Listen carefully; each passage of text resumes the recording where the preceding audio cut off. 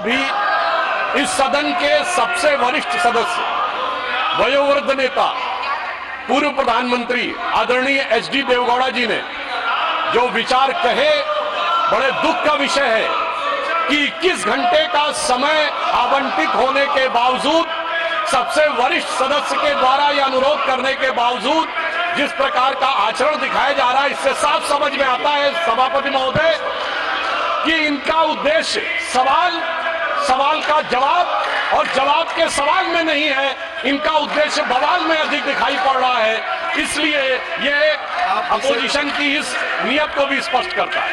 अब मैं विषय पे आता हूं। जो मैं बता रहा था कि बिंदु क्रमांक 5 पर राष्ट्रपति महोदय ने कहा कि ये देश के इतिहास 60 साल के बाद ये पहली बार एक घटना हुई है जब लगातार 3 बार किसी प्रधानमंत्री को स्पष्ट बहुमत प्राप्त किया हो। और जिस समय महामहिम राष्ट्रपति महोदय ने यह शब्द बोला था, हम सबको ध्यान है, सबसे अनेक विपक्षी सदस्यों ने अपनी अपनी सीट पर आवाजें करते हुए इसका प्रतिवाद किया था। संभवतः उनके मन में इस बात के लिए स्वीकार्यता नहीं हो पा रही थी कि यह कैसे हो गया कि लगातार तीसरी बार मोदी जी के नेतृत्व में भारत की जनता ने स्पष्ट जनादेश दिया और पंडित जवाहरलाल नेहरू जी का वो रिकॉर्ड जिसके ऊपर वो बहुत इतराते थे, उसकी बराबरी हो गई। मगर हमारे बहुत से विपक्षी सदस्य कहते हैं कि साहब नेहरू जी की बराबरी तो मोदी जी से नहीं हो सकती। तो सभापति महोदय, मैं आपके माध्यम से कहना चाहता हूं कि तीसरी बार मोदी जी चुन के आए हैं और ये मैं भी मानता हूं कि नेहरू जी और मोदी जी में बराबरी नहीं हो सकती। इसलिए तीसरी बार आने पे मैं सिर्फ 3 बिंदु दूंगा जिस पर हम मानते हैं कि नेहरू जी और मोदी जी की बराबरी नहीं हो सकती। नंबर 1, जब मोदी जी इस देश के प्रधानमंत्री के कैंडिडेट चुने जाने थे, सभापति महोदय, मुझे आज तक याद है 13 सितंबर 2013 शाम 6 बजे भाजपा की पार्लियामेंट्री बोर्ड की बैठक होनी थी और मोदी जी स्वयं उसके मेंबर थे, मगर उन्होंने कहा मैं उस बैठक में नहीं आऊंगा जिसमें मेरे बारे में विचार हो रहा हो। यह होता है नैतिकता के आधार के ऊपर निर्णय।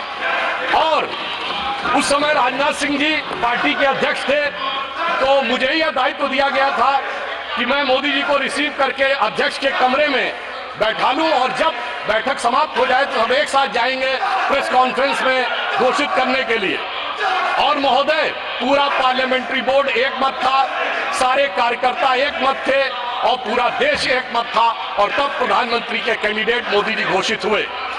उधर पंडित जवाहरलाल नेहरू जब कैबिनेट मिशन प्लान के तहत 26 अप्रैल 1946 को कांग्रेस का नया अध्यक्ष चुना जाना था और उसके लिए कांग्रेस वर्किंग कमेटी की बैठक होनी थी और 20 अप्रैल को मौलाना आजाद को गांधी जी ने लेटर लिखा कि आप अपना नामांकन वापस ले लीजिए और मैं चाहता हूं कि नेहरू जी प्रधानमंत्री बने। परंतु इसके बावजूद उस बैठक के अंदर क्या हुआ, इसका रिकॉर्ड आचार्य कृपलानी ने अपनी किताब Gandhi his life and thought, Maulana Azad ने अपनी किताब India wins freedom, Rajmohan Gandhi ने अपनी किताब सरदार पटेल और उस समय के सबसे प्रख्यात पत्रकार दुर्गादास ने अपनी किताब India from Curzon to Nehru and thereafter में लिखा है कि 1 वोट मिला पट्टाभी रमैया को और शायद 1 या 2 वोट मिले आचार्य कृपलानी को, शेष सारे वोट मिले सरदार पटेल को और 0 वोट मिले जवाहरलाल नेहरू जी को।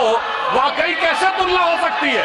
सर्वसम्मति से प्रधानमंत्री के कैंडिडेट बनने वाले मोदी जी और 0 वोट पाकर प्रधानमंत्री के कैंडिडेट बनने वाले सरदार हमारे नेहरू जी। एक वो नेता जिसको पूरे देश ने नेता माना, एक वो नेता जिसको उसकी पार्टी में किसी ने नेता नहीं माना। इसलिए वाकई तुलना नहीं हो सकती। बल्कि मैं तो कहना चाहूंगा, आज खड़गे जी अध्यक्ष बनना था तो सोनिया गांधी जी की इच्छा थी तो सारे डेलीगेट्स ने खड़गे जी को वोट कर दिया और शशि थरूर जी ने नामांकन वापस कर लिया। उस समय गांधी जी की इच्छा के बावजूद किसी ने नेहरू जी को वोट नहीं किया, तो मैं कह सकता हूं खड़गे जी की स्थिति उस समय के नेहरू जी से बेहतर है। अब मैं दूसरा बिंदु कहना चाहता हूं कि इसमें वाकई प्रधानमंत्री श्री नरेंद्र मोदी जी और खड़गे जी में तुलना नहीं हो सकती।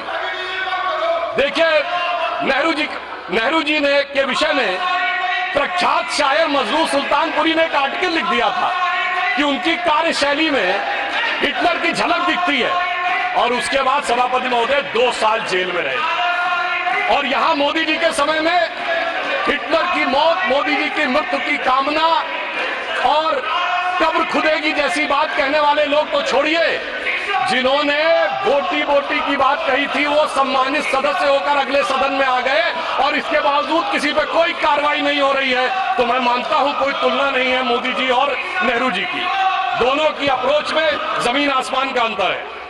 और एक मैं बात और कहना चाहता हूं, हमारे तीसरा बिंदु, हमारे प्रधानमंत्री श्री नरेंद्र मोदी जी को कितने देशों ने अपना सर्वोच्च नागरिक सम्मान दिया। इसमें Bhutan, France, Papua New Guinea, Fiji, रूस और मालदीव। और मेरे विरोधी विशेष रूप से सुने, इसके अतिरिक्त तमाम मुस्लिम देश, Egypt, Saudi Arabia, United Arab अमीरात, बहरीन, अफगानिस्तान और विशेषकर ध्यान दें फिलिस्तीन, इतने देशों ने अपना सर्वोच्च नागरिक सम्मान प्रधानमंत्री श्री नरेंद्र मोदी जी को दिया, जो भारत के इतिहास में प्रधानमंत्री को नहीं मिला। और प्रधानमंत्री जी ने किसको सर्वोच्च सम्मान दिया? हमने भारत के, हमारी सरकार ने और सरकार की बनाई समिति ने सिर्फ हमारे नेताओं स्वर्गीय अटल बिहारी वाजपेयी जी और आदरणीय लाल कृष्ण आडवाणी जी को ही भारत का सर्वोच्च नागरिक सम्मान नहीं दिया, हमने कांग्रेस के भी नेताओं को सम्मान दिया। कांग्रेस के 3 बड़े नेताओं को भारत रत्न मिला।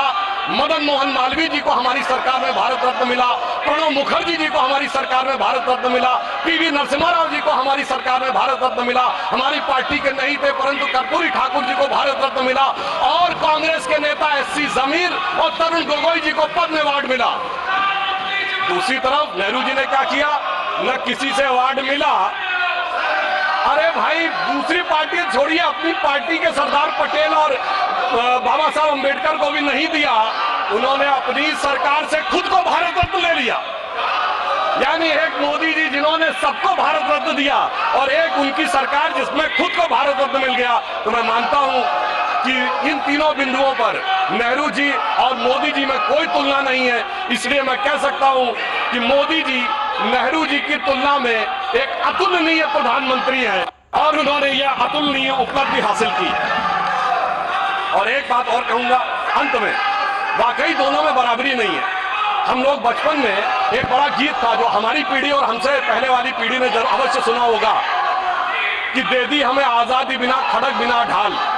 उसमें एक लाइन थी कि फूलों की सेज छोड़ के दौड़े जवाहरलाल, वो तो फूलों की सेज पे थे, और हमारे प्रधानमंत्री जी चाय की केतली लेके प्लेटफॉर्म पे दौड़े नरेंद्र लाल।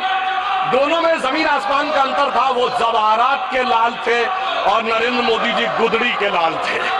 वो हीरे जवाहरात के बीच में उनका बचपन गुजरा और इन्होंने गुदड़ी के लाल ने निकलकर आज भारत माता का भाल जिस ऊंचाई तक पहुंचाया है, उसके लिए सारा देश उन पर गर्व करता है। अब मैं